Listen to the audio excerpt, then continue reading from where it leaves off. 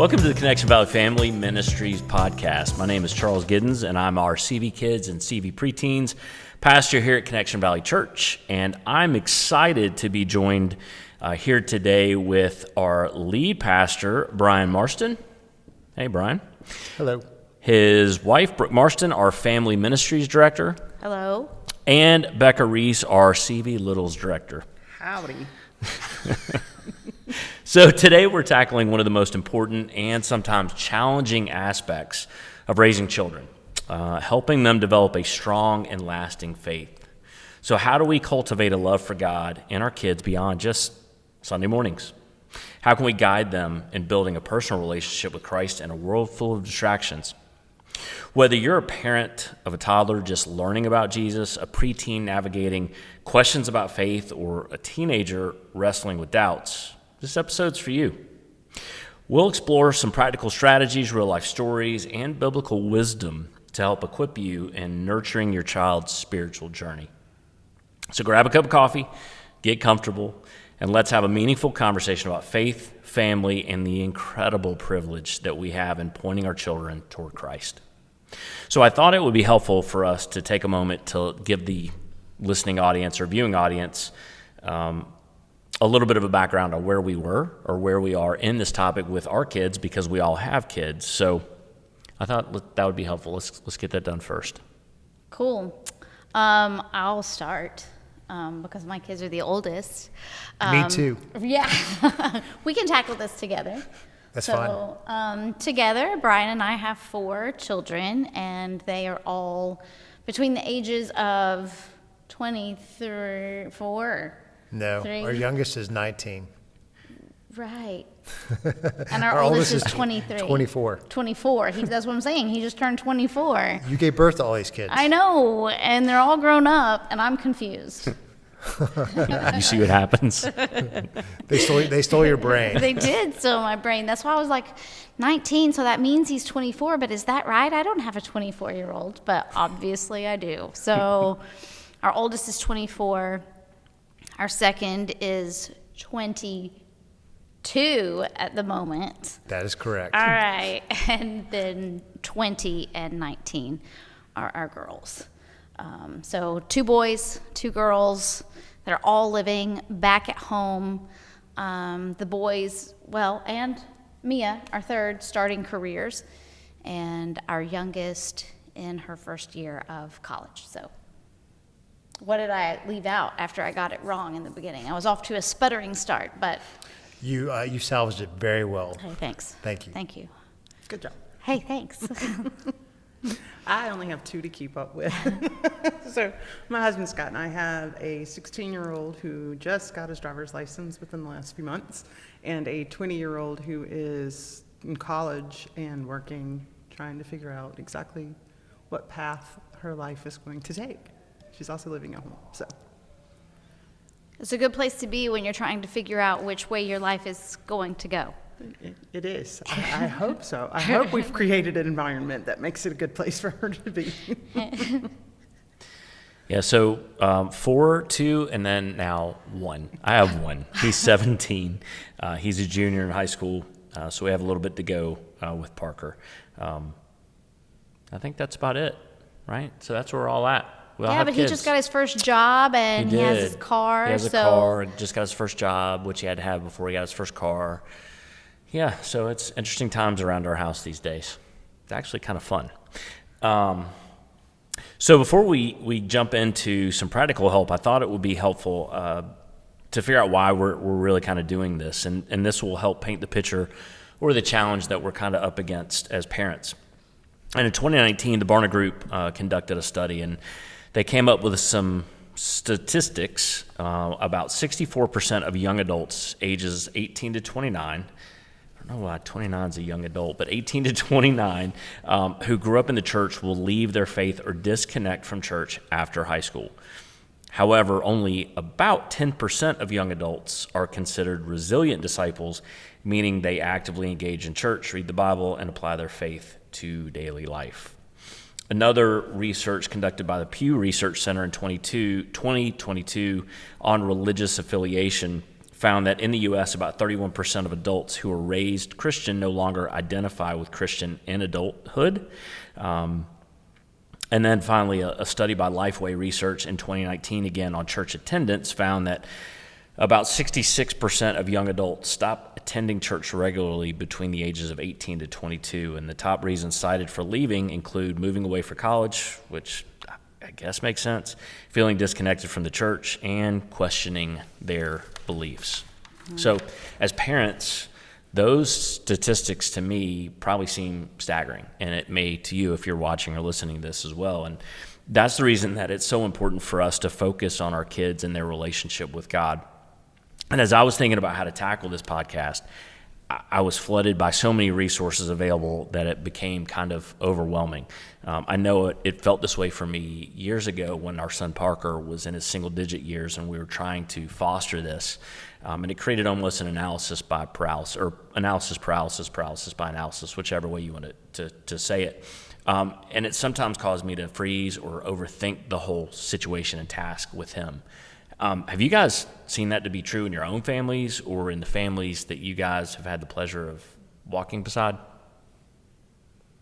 I think for sure. I think the thing that comes to mind immediately for me is, like, there's so many things that you want your kids to get, right? So, it's one thing when you're teaching them how to write letters or tie shoes or something like that. You can practice those things, but pretty much you get some pretty instant feedback, some pretty instant results. It's not, you can see where you're making progress, you can see where you need to adjust, but for the most part, it's not really a long process. But I think with things like discipleship and really developing a relationship with Jesus, that is not short term at all. And, you were talking about, well, I think it's something that's coming up in your message this week about how when a kid grows, they're growing every day, but it's such tiny amounts that you really don't see the progress happening until all of a sudden one day you're like, oh, look,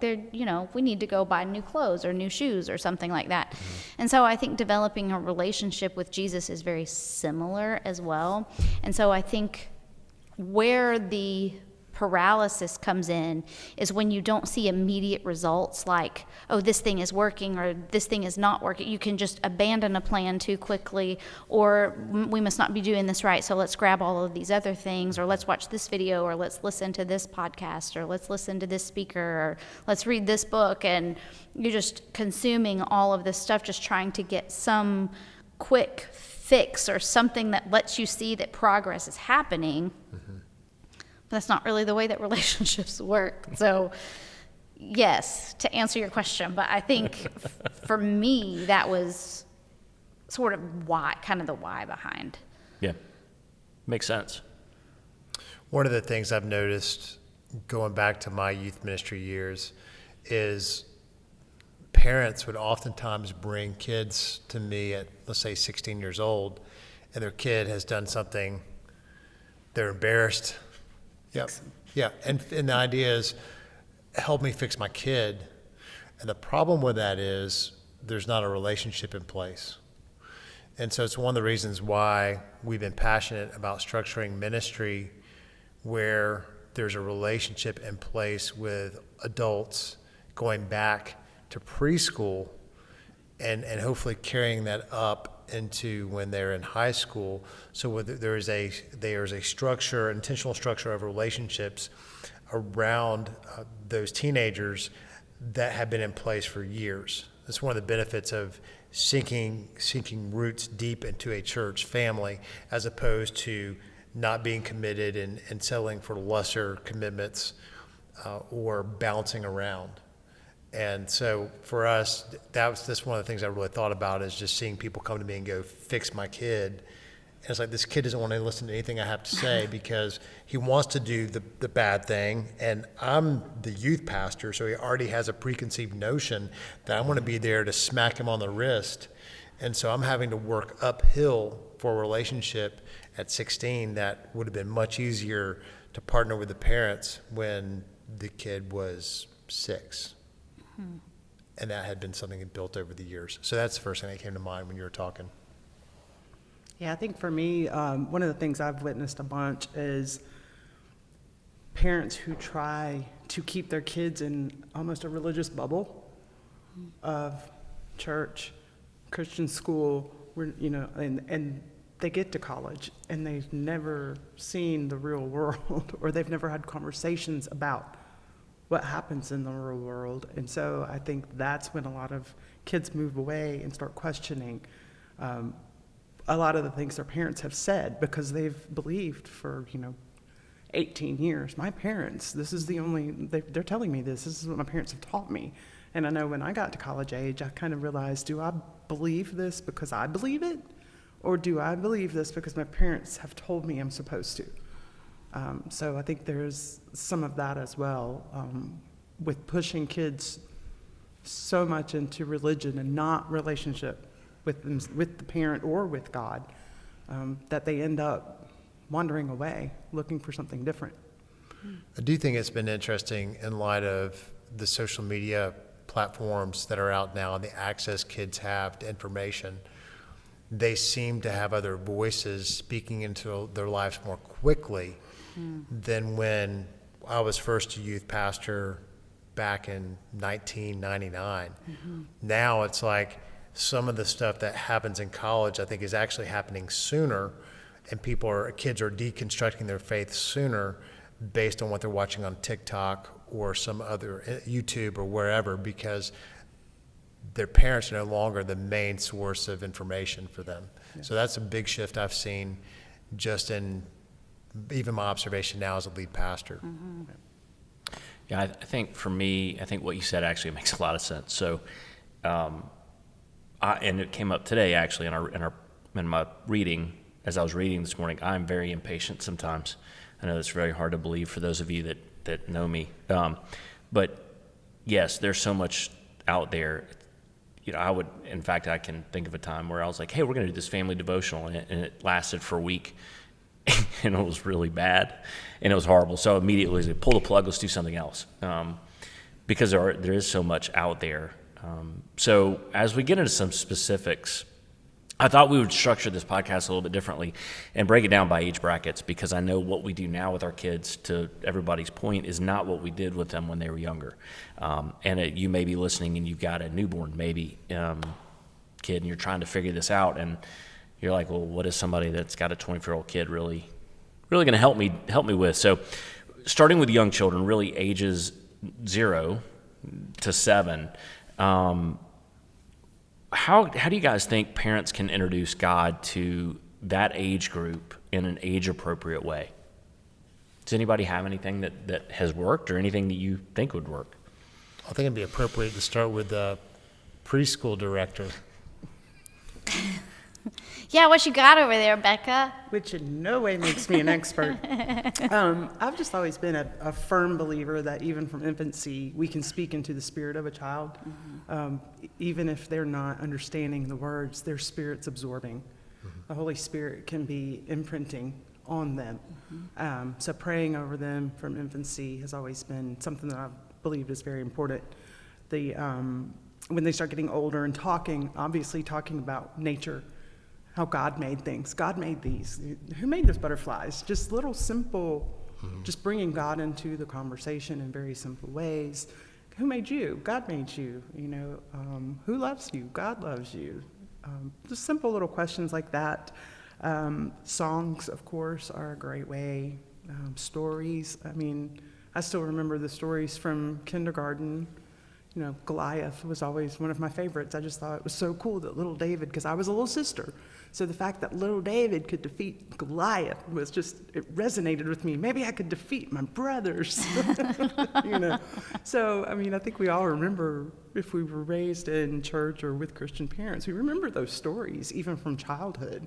Maybe we read them as adults and go, wow, that's not how I remember that story. They didn't put that on the flannel graph. That's a little, right? There's a little more barbaric than I remembered the story. But it's a great foundation. So just talking to God, even, simple prayers. blessing the food, thanking God for food, thanking God for our friends, thanking God for our families. So just pretty simple. I mean, it doesn't have to be some big drawn-out thing that you need a book to teach you how to do at that age, because they're not asking the questions yet. That's why I like that age. They start asking the questions. That's when it starts getting scary for me. So that's what I was thinking. Yeah, absolutely. I mean, you said, you took all my answers, singing the songs, telling stories, asking those questions. Who made you? Who made this tree? Who loves you? And just pointing out the connection that God made all of those things, and God made them, and God loves them, and talking to them about Jesus. I mean, we talked about Jesus forever, at Christmas, telling those stories, the things that we want our kids to know. Reading, I read to our kids before they, could even really pay attention to books. So making scripture something that you read to your children. Obviously not the barbaric details of some of those stories, but Leviticus. Right? Judges, for that matter. But the Psalms, or singing songs, and being very intentional about the songs that are sung, the songs that are played, the lullabies and all of that stuff. I totally agree with you that I think a child's spirit is absorbing all kinds of messages far before we're aware what they're taking in. So it sets an environment and a tone. So Yeah, I think just looking at your everyday life, whether you're in a car or at mealtime or bath time or bedtime, and leveraging those times to speak into their lives, and not just seeing the mundane task that you're doing, but really going, okay, what can I say, or what question can I ask to engage them? Because quite often it's at those times that you have a more captive audience. And again, between the ages of 0 and birth and 7, they're like, Mom and Dad are great. Mm-hmm. Yeah, you spoke to the routines. I'm going to get to that in just a second. I think one thing that I thought about, which is really kind of a little bit practical way, the church we were attending when Parker was 3 or 4 did, which I kind of wasn't sure how I felt about to start with, but as I've looked back over the years, I think it makes a lot of sense. They had a Jesus doll. Like, the Jesus doll went home with the kids, and that certain kids got to take it. The idea would be different kids get to take the Jesus doll home, because Parker was like one of the only kids. Parker had the Jesus doll a lot. So, it's a little doll. It looks like Jesus, or at least what we think. Jesus was your class pet. Jesus looked like, and It's lifelike. I thought it was cool because, Parker took it everywhere we went. Like, he had it the entire time, and we would talk about it. He could talk to it. We would talk to it. There's pluses and minuses to that, depending on how you want to view it. But just from a really easy, practical way. And you think about your kids. I mean, we see kids all the time that they've got their toy, their stuffed animal, their blanket, their whatever, and that's their protection. Could that not be a Jesus doll to start with, and then obviously transition, because we know that's not how that works. But kids don't, so I thought that was, looking back on it, when we first did it, I was like, I don't know how I feel about this. But looking back on it and being a little bit less rigid in my thought process with things, I think it actually turned out really well for us. So you talked about routines and rhythms, essentially. Mm-hmm. You started talking about that. What do you guys think some of the best ways to incorporate faith-based rhythms and routines into regular daily life? Like, how do we do that with this age group?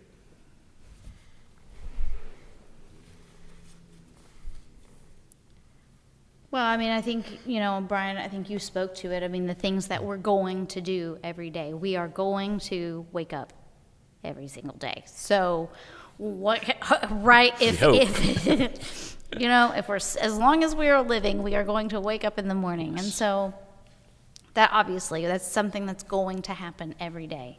We are going to eat some food at some point every day. We may not get in the car every day, but we may take a walk around the block. We may move from one room to another. We may go from inside to outside. So any of those, then become a transition time. And hopefully, we're bathing on a regular basis as well. So that also is a really good one. And we're going to go to sleep every night. So there may be other things in a family that they are going to do every single day. If a family has a dog, they're going to walk the dog every day, hopefully. And so that may become a natural time to have some conversations. If they care for an elderly neighbor or a grandparent, that would become another rhythm. I think every family just has to look at what are the things that we are going to do every day and stop and think about it. Brushing teeth could be, just you think about what is it that you do every single day that you take for granted that you do every day. And then, be intentional with how does that then become a faith moment. Some are easier than others, I think. I think you just hit on something, though, stopping to think, right? So you have to be intentional. Parents have to be intentional about those times because it's so easy to go, get up, it's time to get up, we're late, we're running behind, throw some clothes on the kid, and out the door you go, and you're not talking, and you're not doing the things you need to do. And I think it's helpful, although all of that makes perfect sense to me. If you don't stop and do it, it doesn't matter. And I think this age group is a really hard time for that because, especially in those 0 to 4 years, you maybe aren't getting a lot of sleep. So you want every second that you can have. So getting up, 10 or 15 minutes early to make sure you're thinking, and that can be a real challenge. I mean, that could be a real struggle, or bedtime could be a real problem because we're just so ready to, have the kid down for the night so that you can think or do something that you want to go to the bathroom in peace or whatever. It's really hard when they're small because sleep is at such a premium. But I think that's why if you think about all of the things that you do every day, if you can hit 1 or 2 of those, then you don't have to hit all of them. But if you can think through it, then,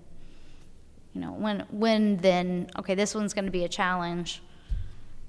Let me hit a meal time, or let me hit a bath time, or. Yeah, perfection is not the goal. No. The goal is that it's a regular rhythm, but that doesn't mean every opportunity you have to be batting 1,000 to put it in baseball terms. It's just a matter of being intentional regularly, and when you have both mom and dad involved and partnering in this together, the chances of that happening are much more likely to happen. Yeah, you have a team. Yeah. Yeah. So as our kids grow, so does their understanding of faith, right? And young kids, we just talked about it, they're super eager to please mom and dad, and they want to hear stories. They want to do whatever mom and dad are telling them to do. I think, looking back over the course of our kids' lives, you probably could say that's exactly how it was at that age. You're like, yeah, read me another story, mom. Read me another story, dad. And you're like, okay, that's awesome, right? However, then there's preteens, right? And they begin asking harder, deeper questions about what they believe and really why they believe. And it's a crucial stage where faith moves beyond simple stories and starts becoming personal, right? You really start developing that relationship. If you could look at it from the outside in, that's probably what it would look like. And I think one of the things that are important in this age group with preteens, and I'm saying probably 8 to 12-year-old kids, 8 to 12, I think is the age group we want to function on now, or focus on now. What are some effective ways to help preteens build a habit of reading their Bible on their own, right? Because to your point, you can't read to them forever, and they need to start reading, and hopefully they're developing skills to read at that age group or in that age. And incorporating that time in the Word is obviously important, but how do we help building that habit? How do we do that? I think first you got to be doing it yourself.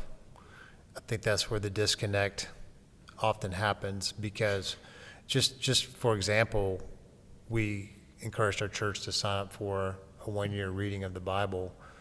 which for someone who maybe hasn't been reading the Bible on a regular basis, that is extremely ambitious. That's 365-day plan.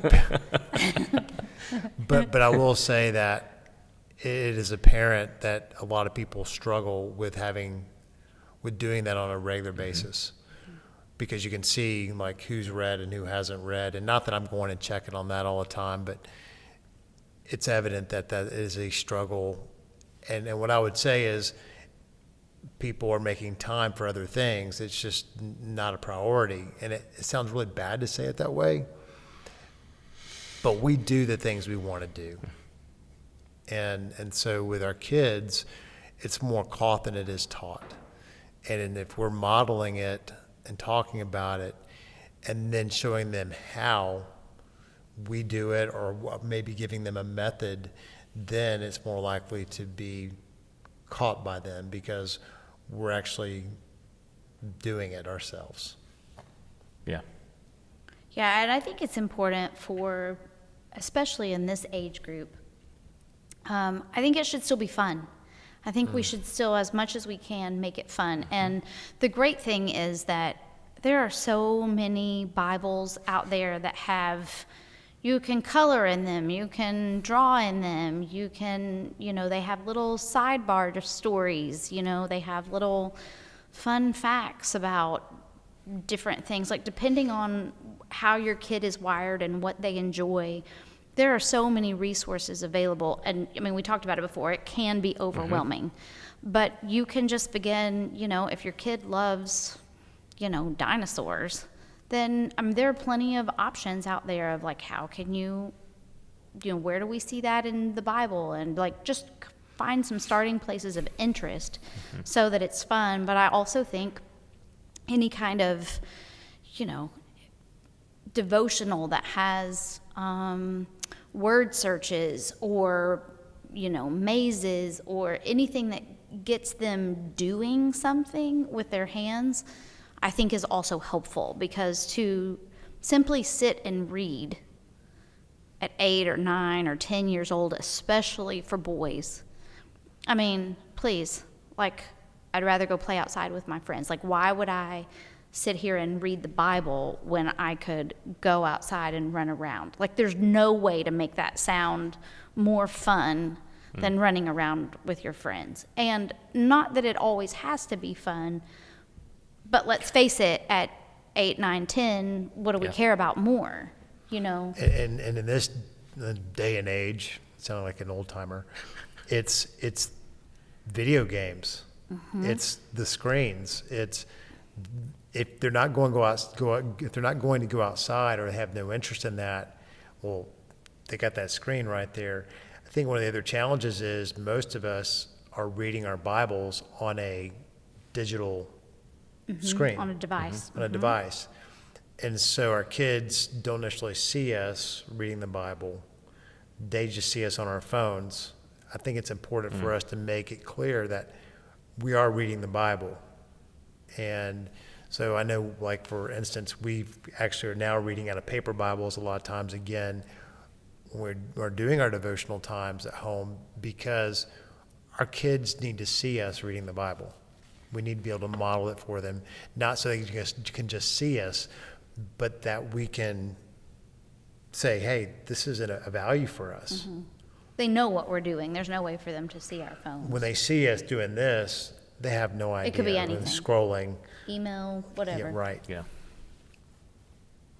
Yeah, I think one thing that you brought it up, one thing that really resonated with Parker when he was younger is we got him the Action Bible. He really liked graphic novels, and it was easy, and it's not hard reading for that age group. There's a downside to that, but I think the downside is so small compared to the upside that he got through the entire Bible. And I don't remember how old he was, but I was amazed. I was like, wow, that's pretty cool. Now, if you don't know anything about the Action Bible, they consolidate things, so you're not getting a verse by verse, translation. Which, quite honestly, at that age, I don't care. Nope, there's some things he doesn't need to be reading when he's 10 years old. Yeah. So depending on however you think about that, it got him to read the entire Bible. Now, is he applying all that at 17? I don't know, but at least I know at one point he read the entire thing. You know he's not, Yeah. but the reality is it's in there. Yeah, it's there. We know it's there. Yeah, I don't know that I have anything extra really to add. I mean, leading by example was the first thing that came to mind Yeah. for me too, letting them see what you're doing. Yeah. And as Virgin they Love get on, Action and as Bible. they get on that older side, I mean, you know, letting them know, hey, there's some of this Bible is, you know, it's kind of R-rated. Like you can't watch those movies, but you know, you can go read the Bible, and If you read it out loud, you if get you to say the A word. I mean, there's all kinds of stuff you could be reading out loud, you know. So I mean, let's face it, you know, they get curious, and so they might get more than they bargained for, but. Or we might get more than That's we bargained then for. some really challenging questions Yes. that we don't want to deal with. What does this mean? Well, I know with Mac, she was always really into poetry, so I tried to encourage her to read, you know, the more poetic type stuff. Like and Song the of Songs? and yeah. Song of Songs. Yeah, Just that's the song. very What do you poetic. mean by pomegranates? And there's even been some apps, some Bible reading plans in the YouVersion app specifically about biblical poetry. So if you know what your kid's interested in, you can narrow it down to that specific topic Yeah. of interest for them. Yeah. How do you guys think we can help our kids at this age group see faith more than just rules, right? But as a personal relationship? Because I think, especially thinking back on my life when I was younger, that's what I thought of. It was very much a do this, don't do that, and it was not a relationship at all to me at that point. I wonder, and I don't, this might be another topic for another day, but I wonder if kids don't feel that because that's what they feel from us as parents. You know, I wonder, there's so much. I overheard a mom talking this morning about a podcast she was listening to, and so I do not know all the details. I don't know what it is. I really don't know what I'm talking about, other than she was saying that this person, whatever this podcast is about, has parents to listen for like 5 minutes as they talk to their children, how many directives they give their kids. Don't do this, do that, come over here, don't go there, sit down, put this on, pick this up, And so she was saying, what I was picking up what I overheard was, you will be surprised at how many directives you're giving your children all day long. And there are cultures that are not as directive as we are as Americans, but I wonder if some of the reasons that, we grow up and we struggle with seeing a relationship with God as being a relationship versus just rules is because we're constantly in this culture of always having somebody tell us what to do, or that what we did was wrong, or we should have done it this way, or why don't we do this, or go back and try again. So anyways, again, could be another podcast for another day, but I wonder if the answer to that question is more in how we love and parent our children versus something else that we do. Does that make sense? That kind of leads into what I was thinking about, getting to the heart of issues as opposed to just do this because I say so. Well, why is my child responding the way they're responding? Let's find out what the heart issue is that's causing this reaction. Like, why is my kid screaming, and I find out, oh, she has general anxiety disorder. So now we can pray about general anxiety disorder rather than just because I said so, put the sock on. I don't care if it feels weird on your foot, So just taking the time to get to the heart of those issues and talking about God as a father and not just a rule maker, I think is another thing that really came to mind for me. And just getting out of that because I said so. I grew up with a lot of because I said so, that's why. I'll give you something to cry about type of stuff, rather than, well, here, let's talk about why you feel that way. And I think that validates children from a younger age. I think a lot of what we see these days in our culture is kids, especially in these preteen, early teen years, looking for validation and acceptance. And if they can't get it from us, they're going to find it somewhere. And there's some scary places out there for them to find it. I thought the exact same thing you were talking about, Brooke. It was interesting you said what you said, because when I saw these questions, I thought about Micah and the conversation I had with him. Gosh, he was probably 11, 12 years old on a road trip to Georgia, and I was asking him, how does a person have a relationship with Jesus? How would you explain that? Which I think is a great question to ask a kid to see where they are. And he kept talking about doing the right things.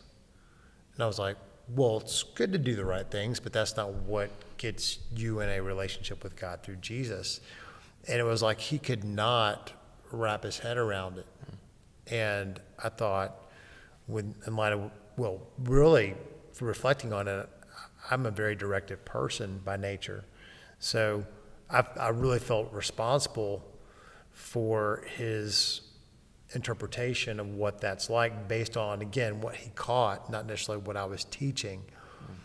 And one of the things, if I could go back and do, is I would be less directive and I would ask more questions appealing to God's spirit in him and the conscience that God has placed in him to help him be able to learn to follow the voice of the Holy Spirit, not the voice of Dad. And I think what he learned is if I do what Dad likes, then I will be in good standing. And if I don't do what Dad likes, I won't be in good standing. And if you think about that fathers are the greatest earthly representation of God for our kids, what makes a lot of sense why he would then have a works theology based on his interaction with me. And so when I saw these questions, I was immediately convicted because I thought back to that conversation. And I can't go back. All I can do is deal within the realm of now. But the parents that are listening, what I would encourage you to do is, it doesn't mean you don't have rules, but when you can ask a question and let them come up with the solution that God has placed within them, whether they have a relationship with God through Jesus or the conscience that God has placed in them, if you can help guide them to listen to him, then they're much more likely to see that as a relationship and not a bunch of rules when it comes to Jesus and God. And I think it comes into play in terms of discipline as well. You know, if how we discipline, that our kids always know more than anything else that they are loved, versus if I do the right thing, then I have approval. Gosh, I mean, that makes a huge difference. You don't want to hide from a parent when you know that they love you, that even if you do something wrong, you're going to be accepted and loved. There's no reason to hide. You know, that scripture that says there's no fear in love. And it's really true. But if you fear judgment because you've done something wrong, and we all do, and they all do, then the reaction is to hide and to cover up, and that doesn't promote a relationship with, you know, between parents and children, or between children and God. And maybe that's the reason kids get to college age and run away and hide, because they know what they're doing is not pleasing to God. And how can I reconcile that other than to just change what I believe or hide. Yeah. Or find a group of people that accept what I'm doing. Right. Yeah, I think brings up a lot of things to walking away from faith when they get older, right? I mean, because at some point I remember thinking, I'm done listening to my parents. I'm done. And I'm going to do the complete opposite thing that I've always done my entire life. And I don't remember the exact age. I kind of remember the feeling when you realize your parents, or when you go, my parents are dumb. They're dumb, right? Now, eventually you come back, or at least I came back around, and most of us do. Uh-huh. But I think there's a time where you're like, you know what? I don't care if I make Dad happy anymore. I'm done. Like this, I was only doing this to make him happy. I didn't really have a relationship with God anyway. I was just doing it to make him happy. And then so when I'm 18, 19, 20 years old and I'm off in college, dad doesn't really matter anymore, except for when I want money and, need help. That's not always 100% the truth. I mean, but that's, Yeah. Yeah. So as our kids reach their late teens years, right, they're on the brink of adulthood, and they're making choices that are going to shape their faith journey for really probably forever in some instances. Not that they can't be changed, but I think you're really at that point.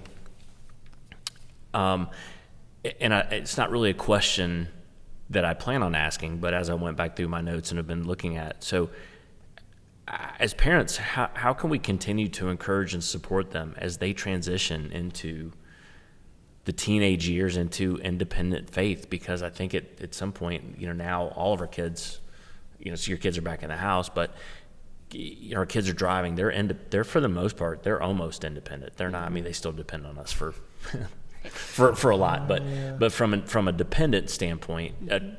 Not a true dependent standpoint, but what do I need from my parents? They're kind of independent, but how do we support them as they transition into that? And you don't have to answer that question. It caught me, and I wrote the question in my notes, but it just caught me off guard today as I was thinking about it. I think what Brooke spoke to earlier about when you know you're loved, there's no fear. And so if we've built that foundation with them of knowing they're loved, they don't have to have a fear of coming to us and saying, I'm not sure what I think about God. And can we talk about it? I think I've had those conversations with my oldest, where she's come to me and said, I'm not sure what I really believe. And I've said, well, that's okay. You've got to develop that with God. I can't do it for you, so knowing she felt comfortable enough to come to me, I believe she felt supported in knowing that I would try to help her work through her questions rather than try to tell her what to think. Yeah, I also think, first of all, I would say that in this stage, I always prayed for my kids, but I would say from the time that they started driving to now, I would say from the time they've graduated from high school to now, even more, from the time that they are about to graduate from college to now, it just seems like each of those 2 years, time frames, I pray for my kids so much more than I ever remember praying for them before. Almost to the point that I'm like, did I ever pray for my kids before they turned 16? I know I did, but wow, I pray for them a lot now. And part of it is, every decision has you can just see the ramifications of the decisions. It's not such a big deal, which neighborhood kid you play with. Definitely there are preferences, but gosh, who you date is way more important than who you spend an hour with on a Wednesday afternoon in the neighborhood, So praying for them, praying for the questions that they have, praying for the situations that they're finding themselves in, but then having the courage to send them a text or have a face-to-face conversation. Hey, I'm praying for you. Or, hey, I know you have this test, or I know you have this thing going on. Matt is in his first semester of teaching. There was a day I knew he had an observation, and I just sent him a text. Hey, I'm praying for you today, praying that everything goes great. And that gets everybody likes to know, hey, somebody's thinking of me beyond being in presence with them, So I think that helps. I think letting them know that you're praying for them, but also saying, hey, can I pray for you if you know that they are struggling with something? I think that's a way to be supportive without, it kind of lets them know, hey, God can be involved in this too. Jesus wants to be part of this, but it's not me going, well, have you prayed about it? Have you considered, it doesn't turn into a lecture. It turns into, me connecting my heart with the heart of God on their behalf. And I think that's a good thing to do. Yeah, I think the time that we're in with Parker, he's right in the middle of, he's almost out of his teenage years, but he's still right in the middle of that 13 to 18 world. Keeping communication open about faith without being overbearing, and I think some of what everybody has said makes sense. I struggle with this one. That's why one of the reasons I wrote the question, because I want him to know, I want him to be able to rely on God and lean on God the way I do. And sometimes I see things that I want to not, maybe not drop the hammer on, but I would like to course correct as his father. And I struggle keeping that communication with him without being, to your point, do it because I told you to do it, and otherwise, sometimes I guess I get caught up in, if I don't say something, I feel like I'm failing. Like if I don't say something to him, I'm like, I'm letting him down. How do you guys navigate around all that? Because I'm probably the worst. I'm just guessing I'm the worst at it at the table. No, I don't think so. I don't think it's about ranking yourself. The fact that you want. But if we were, oh no, I'm just kidding. That is cold-blooded. I was just joking. We needed some levity in the moment. The thing that I would say is the fact that you care, not again that we're comparing, but the fact that you care puts you in a different category than a lot of parents. Because a lot of parents have, either they don't care or they've gotten apathetic because they're tired or worn out or just they're consumed with other things in life. So the fact that you care, I think, is fantastic. I do think that between the ages of 13 or 18, they tune us out a lot more. And so the foundational pieces that you've laid, you have to trust that that's not going to return void, and that the other relationships that you've placed around them are going to be a supportive voice when they're going through those seasons. And I know specifically with Mac, Brooke was able to connect with her a lot during some of those seasons that you were talking about earlier, where she was struggling about what she thought about God. And Brooke, to her credit, at home she was praying for her, and she would talk about, she's struggling, but I just feel like God's placed her with me right now because she's going to come. She really had faith that Mac was going to come out of that. And I just give her a lot of credit for being a support for you. Even though you put in the hard work as a parent, she was able to be one of those supportive relationships when maybe she wouldn't listen to you at the same level that she would before, with the hope that then when she kind of gets out of that, and it didn't turn into like a lifelong thing. It was just a season that now your relationship with her is better than it's ever been before. As I think about our kids in this season, the other thing that really changes things is car keys and a cell phone. And the thing that a cell phone opens up, in addition to car keys, but really the cell phone opens up a whole bunch of other voices. And so that's where I think you got to stay present, and it's hard, and you don't want to oftentimes be around them because they're irritable and Fine, just go get on your phone. It's easy just to let them go do whatever they want to do. But I think one of the things that's really important is having a rhythm where you're actually in relational proximity to them, even if you're not saying anything. But to be thinking intentionally, strategically of how can I engage them. But I remember when I would pick up May from school when she was 16, and I would say, like, hey, how was your day? And I remember one particular time she goes, why are you interrogating me?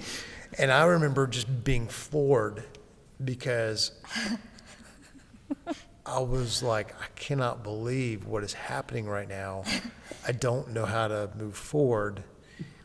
And so I just was like, okay, well, I guess we're going to have quiet time. She must have had a bad day. but on the inside, it hurt. And I think just knowing that there's a bigger picture and we can get past this, especially when we've laid a foundation and we've brought other people around, it's going to be okay. Yeah, I think that's when you have to remember that you're playing the long game. And even though, the marbles in the jar, there aren't very many. So I think it can get easy to panic. Like, oh my gosh, there's only, 50 marbles in there, 52 marbles in there now. Oh my gosh, I've got to do everything, every lesson that I'm not seeing them live out. Like, we got to drill this in. Like, final exam time is coming and it's cram time and we're staying up all night and, whatever it takes, we're getting through this. And, you can't do that. You have to remember it's still a long game. Long game. And, their frontal lobes are not fully developed. So as much as we recognize that we depend on God now, it can be hard to remember back to when we were 16 and 17 and we knew everything. We didn't have to depend on God for everything then because we knew it all. And now we recognize, obviously, that we didn't and we don't. But they're not in that. They're not there. And I think to some degree, too, we look at our lives, at least I do. I look at how, my teenage years were, the things that I am proud of, the things that I'm not proud of, the things that I wish had been different, the conversations that I think could have gone a different way, and then you see other famous people and all this stuff. And one of the things that, I had to do, I always hoped that, if I had sons that this was before I didn't know Tim Tebow then because he wasn't, famous, but I wanted a son that just loved Jesus and was, honored girls and lived with integrity and just talked about Jesus and didn't care that people thought he was weird, but handsome and strong and just, bold for Jesus, That is not what I got. And it's really easy to think, gosh, what did I do wrong? If only I had, and there was a point in time where I had to mourn the loss of this image that I had created for what I wanted in a child. Because that's not fair to the children that I do have. And how God has uniquely wired them and made them. And rather than parenting, I think it's easy to look and go, and sure, we talked about it at baby dedication this last week. Definitely think about the characteristics that you want your child to have. Model those characteristics. But at the end of the day, God has uniquely wired them in a way that is going to surprise us. Sometimes for the good and sometimes for our sanctification. So, I think that's part of the process in this age group too, is, oh my goodness, I thought that all of those singing Jesus songs when they were 2 was going to translate to this at 17, 18 years old, and, I want my money back. That's not how it turned out. But God's not done working on them, and he's not done working on us either. So I think that's the important thing to remember when that panic sets in. I think one of my favorite things to pray when I get in the panic mode, or even not panic mode, is asking God to reveal himself to my kids. Because only he can do that. Only he can reveal through the Holy Spirit the plans for their life. I totally resonate with the having to mourn this image of what I thought my kids were going to be. Yeah. I love them dearly. But again, I had an idea of, if we raise them this way, they're going to turn out a certain way. And I think every mother goes through that at some point. But just asking God, okay, God, you can reach into their spirit and reveal yourself in a way that I could never, it's supernatural. It has to be a supernatural connection that they get with God. And a lot of times, I think we forget that. that we live in a supernatural world and that there are spiritual forces at play. I love that you said that you know, pray that God would show himself, that he would reveal himself to them. That's made me think of one of my favorite books. I love the Chronicles of Narnia. You know, it's a whole bunch of books, but The Horse and His Boy is one of my favorites. It's, you know, they didn't make it into a movie. It's not one of like the famous ones, but Shasta, when he comes in contact with Aslan, Aslan's explaining to him, I was here in this moment, that lion that chased you, that was me, you know, all of these things he's letting Shasta know, here's where I was. And so then he starts asking, well, now wait a minute, that means that the lion that, you know, Erebus, you know, ripped her off of the back of the, you know, tore her back up and all of this, like, that was you too. Why would you do that? And Aslan's response to him is, that's not my story to tell you, that's her story. And as it relates to our children, God is telling a story with our children that's not ours to know. We don't get to know those details. God is going to be working out those details with our kids. And as much as we think we should be in the know of that, it's not a parent-teacher conference with God. You know, we don't get to know that. And so it made me think of that story, and I like it. It's like I'm filing that one away. Yeah, C.S. Lewis is great. A lot of good books.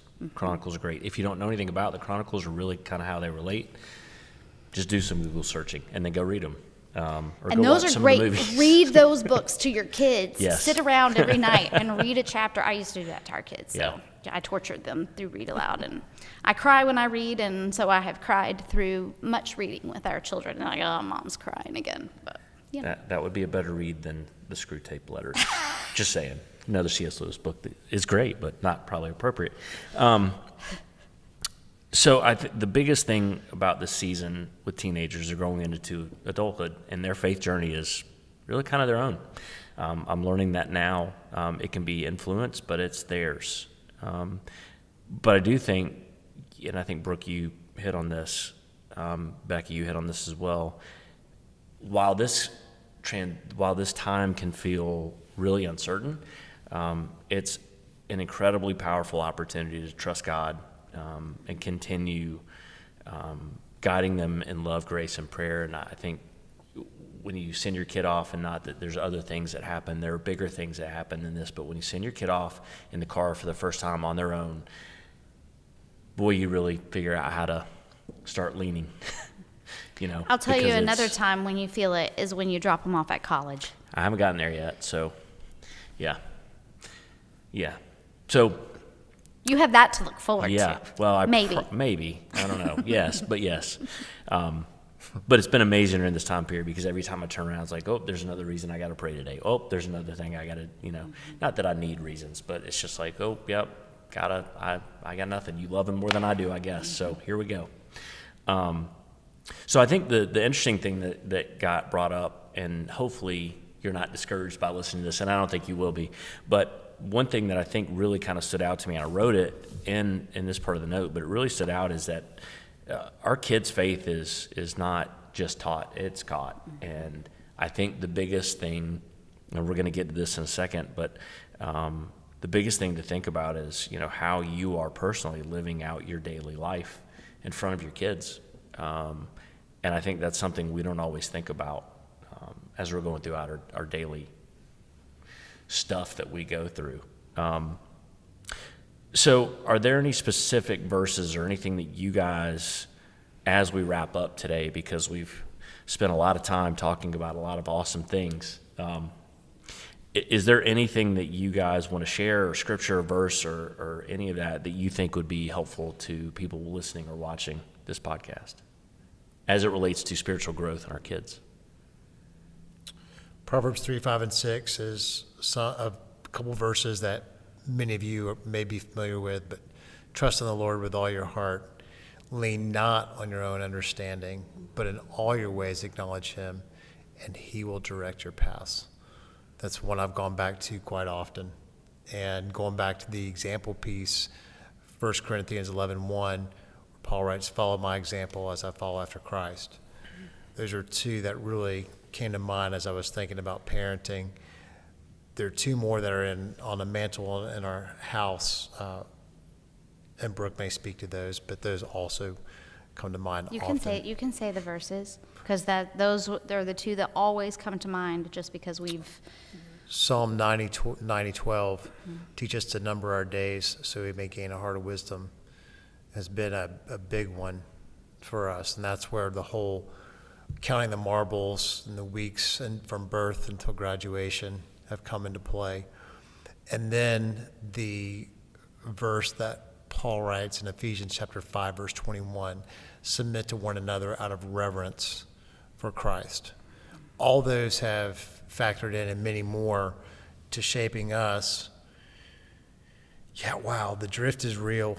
It's so easy to just drift back into what comes natural, not what comes supernatural, as Becca so well pointed out just a few moments ago.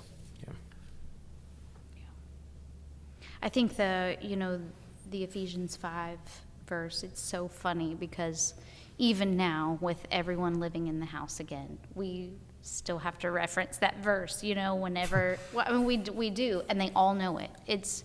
Everyone has it memorized. Everyone knows, submit to one another out of reverence for Christ. But I think it's good that they know, because whenever we face those everyday moments where we butt up against, now what? We reach an impasse.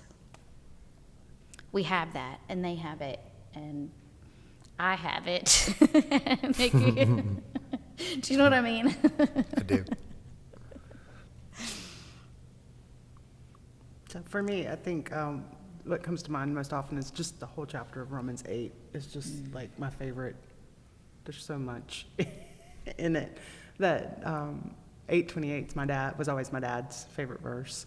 That God's gonna work things out for His good, not my good, His good. So just remembering, my kid's story is His good, not my good.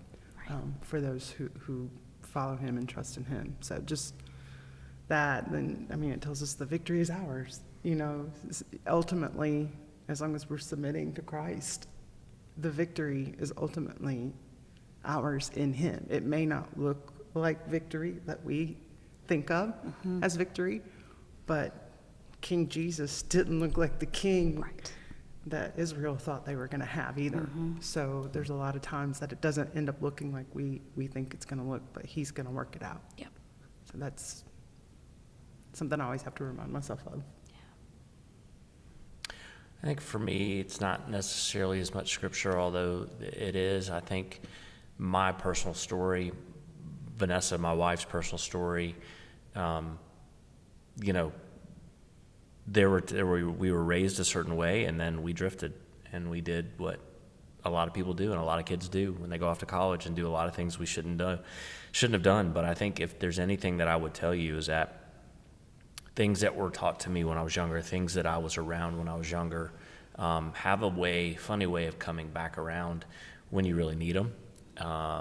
And you'll be surprised or not surprised, depending on how you think, what God will do later in the life of your kids that you may be not seeing now. And I think someone who's wired very differently than some, liking clean-cut directions and paths and things to be a certain way, it is very easy for me to get caught up and get very discouraged on the progress that I feel like my son is making with his life. Not that he's doing anything, he's not a bad kid, but I need to lighten up, I think, a little bit and trust and remember my story. And if you're a parent watching this going, yeah, I did a lot of things I shouldn't have done, and I've been so panicked. And when Parker was really young, I was panicked. I was ultra panicked about doing the right thing all the time. And I think to especially listen to some of the conversation today, to the detriment of him, and teaching him about doing only good things and not doing the things that he shouldn't have done. And you got to have rules, but I would just tell you that if you're like me, if you're wired like me, and I know some of you listening are probably like me, understand that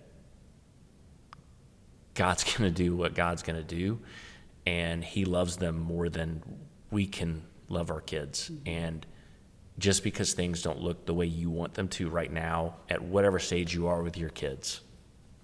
The story, to your point, the story's not done, and God will do what he will do.